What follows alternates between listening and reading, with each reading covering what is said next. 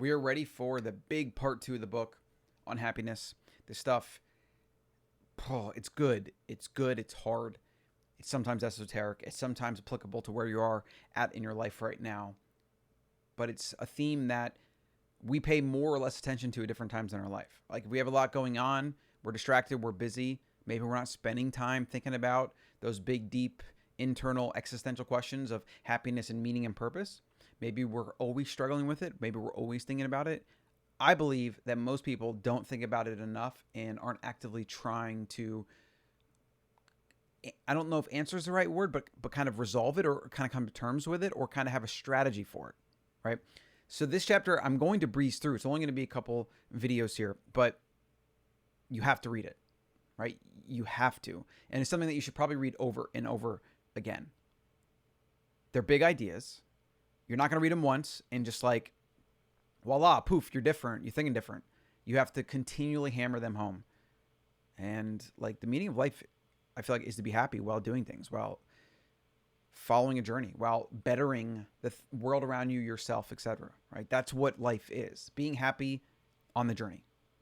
The meaning of life for humans is to be happy on the journey, right? Not happy at a destination, not happy when or if or this then that, but happy right now and every single day. So part 2, happiness as Naval sees it. The 3 big ones in life are wealth, health, and happiness. We pursue them in that order, but their importance is reverse. So what he's saying is 3 big ones are actually happiness, health, and wealth, right? And in fact, if you get health and happiness down, you don't need a lot of money. You need just enough to like have AC and maybe be able to take some trips every so often and not have to stress about money. That's it. It's not that much.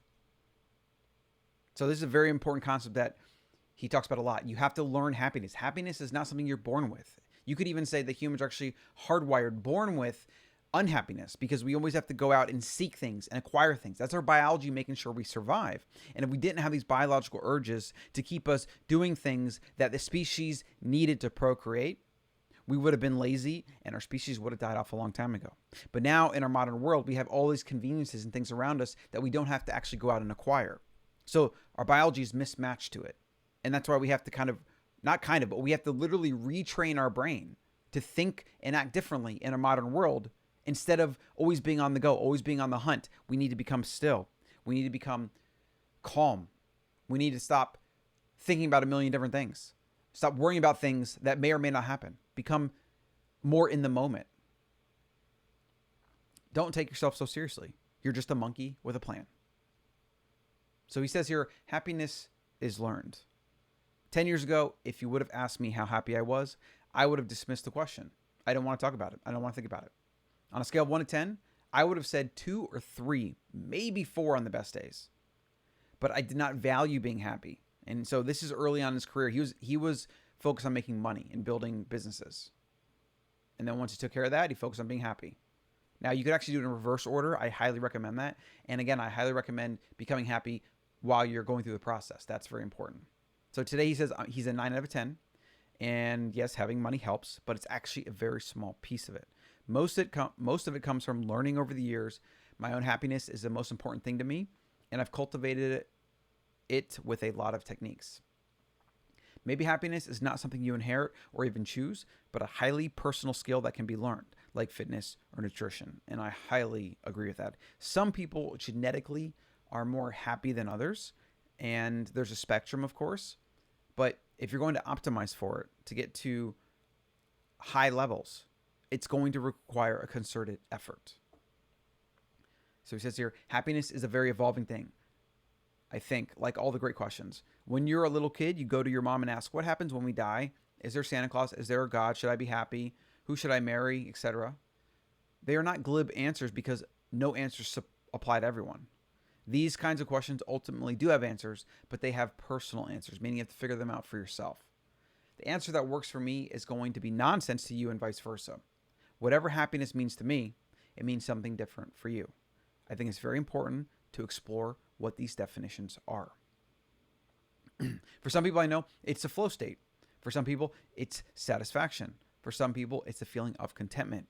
My definition keeps evolving. The answer I would have given you a year ago will be different than what I tell you now or in the future. And today, I believe happiness is really a default state. Happiness is there when you remove the sense of something missing in your life. And that's when you become grateful for what you have. That's why gratitude practice is integral to happiness.